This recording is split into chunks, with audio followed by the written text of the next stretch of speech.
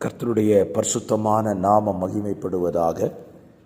ஆசீர்வாதமான ஒரு நல்ல காலவேளையிலேயும் அனுதின மன்னா என்கிற வேத தியானத்தினால் உங்களை சந்திப்பதில் மிகுந்த சந்தோஷம். கிருபையாய் கர்த்தர் நமக்கு ஒரு நல்ல நாளை கூட்டி தந்திருக்கிறார். இந்த நாளுக்காக ஆண்டவருக்கு நான் நன்றி சொல்லுவோம். இந்த புதிய நாளிலேயும் வேதத்தை தியானிப்பதற்கு கர்த்தர் கிருபை செய்வாராக. இன்றைக்கான தியான அதிகாரம் ஆதியாகமம் 31 அதிகாரம். இந்த அதிகாரத்தில் 55 வசனங்கள் உள்ளடக்கி இருக்கிறது. இந்த அதிகாரத்தின் சுருக்கத்தை உங்களோடு கூட சொல்லுகிறேன்.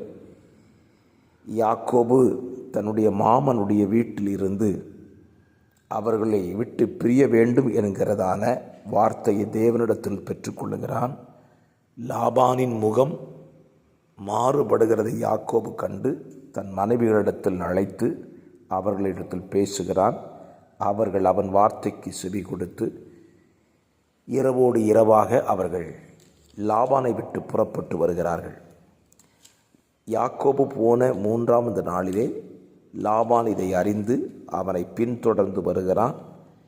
அன்றைக்கு இரவிலே கர்த்தர் லாபானிடத்தில் பேசுகிறதை, யாக்கோபோடு நன்மையே அன்றி தீமை ஒன்று பேசக்கூடாது என்று எச்சரிக்கிறதையும் பார்க்கலாம். லாபான் யாக்கோபை தேடி வந்ததற்கான நோக்கத்தை சொல்லுகிறான். இருவரும், யாக்கோபும் லாபானும் உடன்படிக்கை செய்து கொண்டு லாபான் தன்னிடத்திற்கு திரும்புகிறான். யாக்கோபு அவன் அந்த மலையிலே தங்கியிருக்க அவன் சித்தம் கொள்கிறான். இதுதான் இந்த அதிகாரத்தின் சுருக்கம். இந்த அதிகாரத்தை நாம் 2 கோணங்களிலே பிரித்து படிக்கலாம். முதலாவதாக, யாக்கோபு தன்னுடைய மாமனாகிய லாபானை விட்டு வெளியே வருகிறான். கிட்டத்தட்ட 20 ஆண்டுகள் லாபானோடு கூட வாழ்ந்து விட்டான் யாக்கோபு. யாக்கோபு லாபான் வீட்டுக்கு போனதற்கான காரணம் என்ன? ஏசாவின் கோபத்திற்கு தப்பி பிழைப்பதற்காக போனவன். அவனுடைய தாய் சொல்லி அனுப்பின ஒரு வார்த்தையை நீங்கள் இந்த காலவெளியில் கவனிக்க வேண்டும். ஆதியாகமத்தின் புஸ்தகம் 27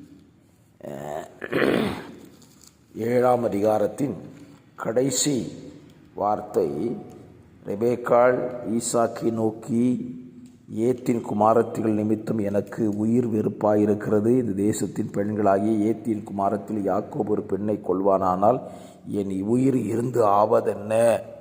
நான் 2 பேரையும் ஒரே நாளில் இழக்கக்கூடாது அப்படின்னு சொல்லி அவள் சொல்லுகிறாள். அவளுடைய ஆசை நல்லதான். பிள்ளைகள் 2 பேரும் ஒருத்தருக்கு ஒருத்தர் பகைத்து கொண்டு மடிந்து போயிடக்கூடாதுன்னு சொல்லி தான் மகனை ஸ்தோத்திரம் தன்னுடைய சகோதரன் வீட்டுக்கு அனுப்பி வைக்கிறான். ஆனால் யாக்கோபு அங்கே 20 ஆண்டுகள் தங்கிவிட்டான். இந்த 20 ஆண்டுகளிலே அவனுக்கு ஏராளமான ஆஸ்திகள், பிள்ளைகள் பிறந்து விட்டார்கள். இப்பொழுது யாக்கோபனுடைய பிள்ளைகள்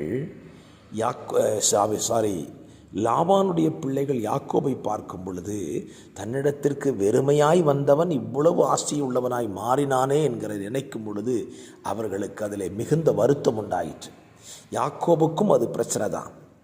ஆகவே யாக்கோபினுடைய லாபானுக்கு அந்த பிரச்சனை வந்ததுனால லாபான் யாக்கோபை கோபமாய் பார்க்கிறான். அவனுடைய சுபாவம் மாறுதுன்னு தெரிஞ்ச உடனே யாக்கோபு தன்னுடைய கூடாரத்தை பேர்க்க தொடங்குகிறான். என்றைக்குமே நெருக்கம் வரலைன்னா நம்ம ஒரு இடத்துல உட்காந்துரும் பாருங்க.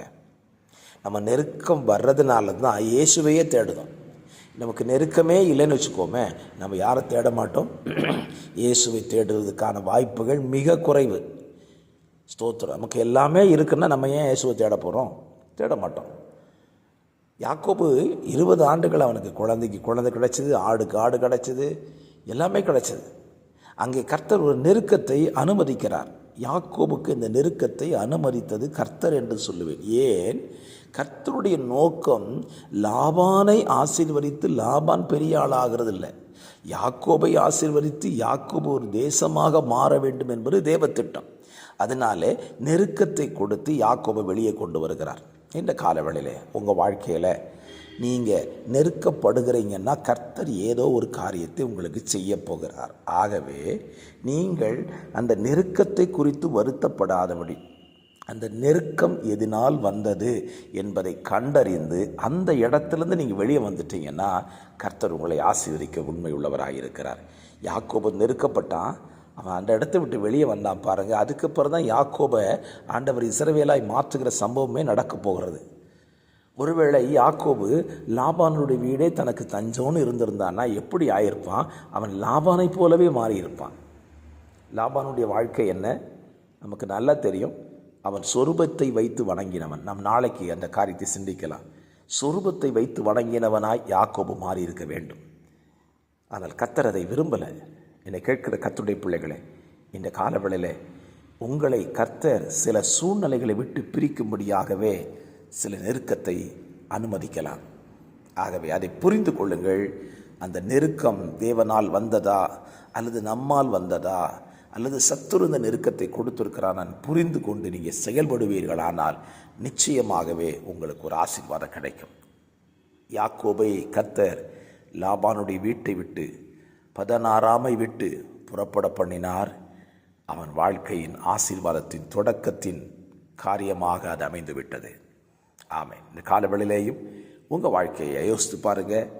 நீங்கள் இருக்கிற இடத்துல இருந்து கர்த்தர் உங்களை பிரித்து உங்களை ஆசீர்வதிக்க சித்தம் கொள்வாரானால் சில நெருக்கத்தை கொடுப்பார். அதை புரிந்து கொண்டு நீங்கள் புறப்படுவீர்களானால் உங்களுக்கு ஒரு நன்மை உண்டாக போகிறது. ஜெபிக்கலாமா? பரிசுத்த பிதாவே, இந்த காலவெளியிலே யாக்கோபு சந்தித்த நெருக்கத்தின் நிமித்தமாக அவன் லாபானை விட்டு புறப்பட்டது போல இன்றைக்கும் இந்த உலகத்துக்குள்ளே சிக்கியிருக்கிற எங்களை நெருக்கத்தை கொடுத்து எங்களை அந்த உலகத்தை விட்டு பிரித்து உம்மோடு கூட சேர்த்து கொள்ள எங்களை உம்முடைய கரத்தில் ஒப்புக் கொடுக்கிறோம். வார்த்தைகளை கேட்கிற பிள்ளைகள் இதை புரிந்து கொண்டு வாழ கர்த்தர் இரக்கம் பாராட்டும். இயேசுவின் நாமத்தில் ஜெபிக்கிறேன் நல்ல பிதாவே. Amen, amen, amen. God bless you. கர்த்தர் உங்களை ஆசீர்வதிப்பாராக.